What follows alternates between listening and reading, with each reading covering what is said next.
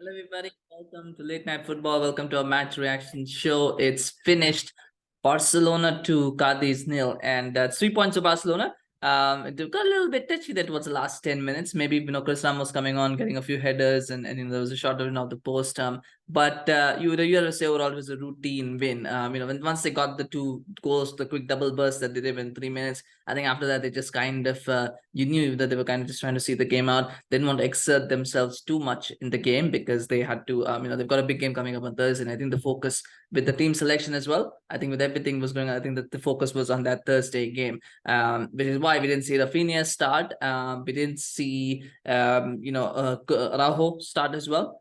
So that was changed. I think the fact that Roberto was starting was probably and Ferran starting. I think it's probably was just like an audition to see if they can kind of step up in the absences of Gavi and Pedri for that game. So I think the selections reflected the fact that that they've got their eyes on the Thursday game, and sometimes that can affect you. But I think what Barcelona did was a very professional job, and they got the 3 points, which is what they needed after Madrid won yesterday, just to keep that pressure pace up in La Liga. But that's the advantage of having a big lead in the title race. They have a big lead. They can afford to have off days if they need to. They wouldn't want to have it against a team like Cadiz, but they could have if they wanted to, because they have that gap. But nonetheless, I mean, it's 3 points at the end of the day. The goals were good. I think Ferran Torres was fantastic. Just put in my thumbnail. Ferran looked like Fernando Torres. And if anyone didn't catch that, it was like a play on Fernando Torres. But yeah, he looked lively. And that first goal, the run is so brilliant. Watch that again if you haven't seen it. It's such a brilliant run. He takes out one player and takes out the second player, and then his third one actually takes out three players from the game, because even though he goes past three players technically,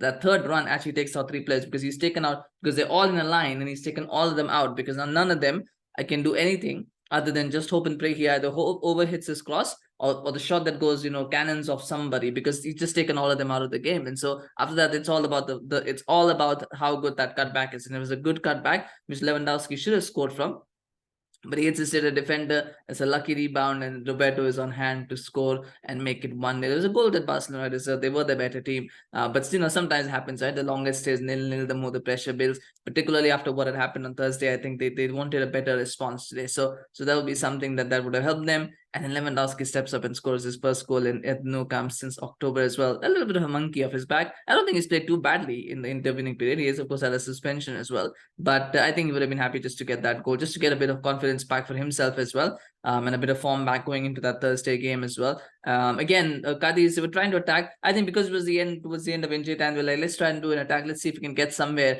because even if we lose the ball, maybe nothing bad will happen. But they lost the ball in midfield. It moves up quickly. Roberto picks out Lewandowski. That's a great finish from Lewandowski, by the way. More than the goal, I think it's the finish that is going to give him confidence, because that is a very typical Lewandowski finish. He's gone through the legs of Fali and right nestled almost perfectly into the corner. And that's what you want Lewandowski. You don't just want him to score tap-in goals.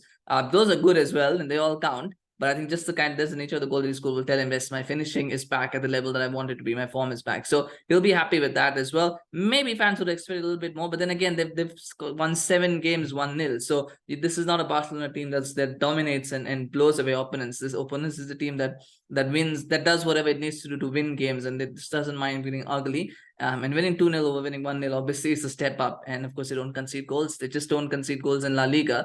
Anyway, right? Especially the Nou Camp, they just don't concede them for some reason. But they kept that clean sheet. The second was definitely to thank as well for a couple of saves that he pulled off. And yeah, otherwise it was a job well done.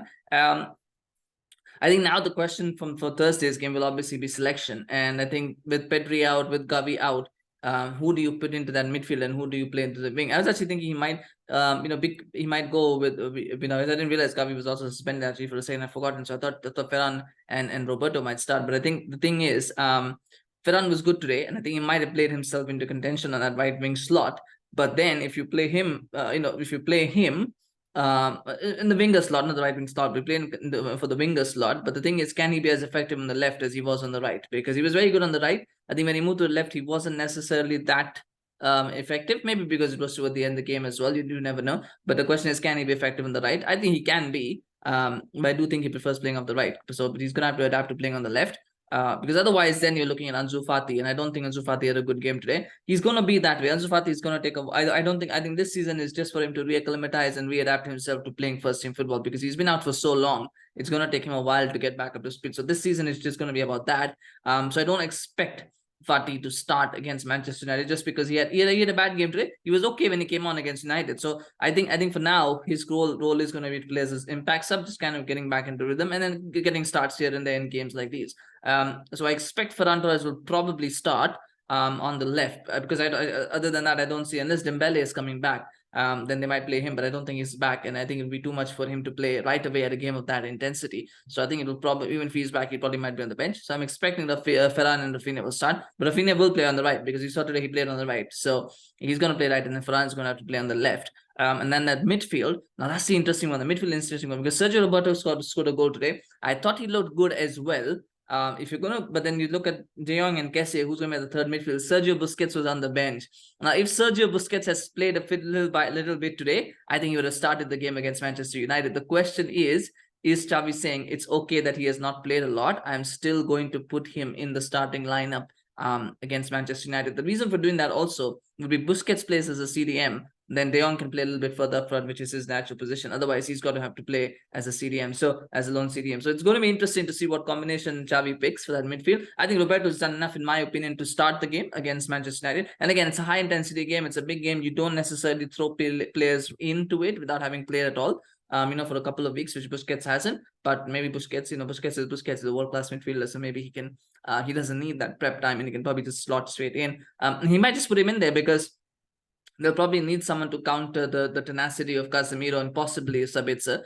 So maybe they'll put Busquets in as as a way of like, yeah, well, we've got two tenacious midfielders, so let's go with someone who's got that guy. So it'll be interesting to see what happens there. I think Garcia wasn't that impressive, and again, he's just in there because Christensen should start now against Manchester United. It was surprising he didn't, but I think he will start alongside Araujo. So that will be the midfield pairing, and then Kounde will probably go back to right back. I don't think they will do the same thing what they did last time, where Araujo plays right back and Kounde plays centre back. I'll be surprised if they do it, but I don't think they will. I think they will stick with that. And then Balde, for me, I think he looks good, but I think Alba might have done enough, with keeping his spot. I don't think Balde was good. He was very enterprising, very energetic, but I don't think he stood out in the way where you go, why did this guy not start against on Thursday? Why did he not start on Thursday? I don't think he had that sort of game. But I love Balde. I love watching Balde play, and I hope as a United fan, I hope he doesn't start. But from a Barcelona perspective, I would say I hope he does start in that game. But we'll see what Xavi picks. I think the good news from Barcelona's perspective is they have this depth. They have all of these options that they can use. They have all these players that they can use. With United, you pretty much know what the team is going to be. With Barcelona, you don't know, and that's such a strength and such a an asset to have, not just in the Europa League but in the league as well. To have those options is what wins you league titles, and that's where I think Barcelona is. But fantastic game from them today. I think Ferran Torres was my man of the match. Of course, let me know who your man of the match would have been. I mean, the second half will be a bit of a concern. It would have been more of a concern the second half if Barcelona hadn't been playing like this for a while. They've been doing this for a while. They get this odd 1-0 wins, this scrape through wins. So I don't think it's something new, and I think it's just a strategy that Xavi has now picked up. He's gone, let's try, and because he believes in his defense. So I think he's basically gone, we're not a team that's, if you're not going to be a team that's going to score a lot of goals, and we're not a team that can dominate and blow away teams, so let's try and be solid. Let's try and do whatever we need to do to get the wins, rather than worrying about playing pretty football, playing blowing teams away. So I think that's just a conscious step. It's a risky strategy, of course, but I think it's working so far. So I wouldn't be too concerned about that. Like, that's just how they're going to go through the season, and we're just going to have to accept that as observers or fans or whatever. So nonetheless, let me know your thoughts on the game, of course, and what did you think about the performance today? We expecting more from Barcelona, maybe was the performance a good reaction to what happened on Thursday? Where do you stand on that? Let me know. What do you think will happen on Thursday? Do you think Barcelona will get the win? I know it's hard for me to predict. I do feel Barcelona slight favorites because of their squad depth, and the fact that they look a little bit more in sync with everything that's happening. But it's too close to call at the moment. But let me know your thoughts. Of course, smash like if you enjoyed this video. Do subscribe to our channel on YouTube. Follow us on Facebook, Instagram, Twitter. Of course, we appreciate the support. Thank you so much for watching, and hope you enjoyed the content that we produced this weekend. I'll be back again tomorrow and then the rest of the week with more. So do subscribe so you can get notified as they come. So thanks. Take care. Well, enjoy the rest of your weekend. We'll see you again soon. Bye-bye.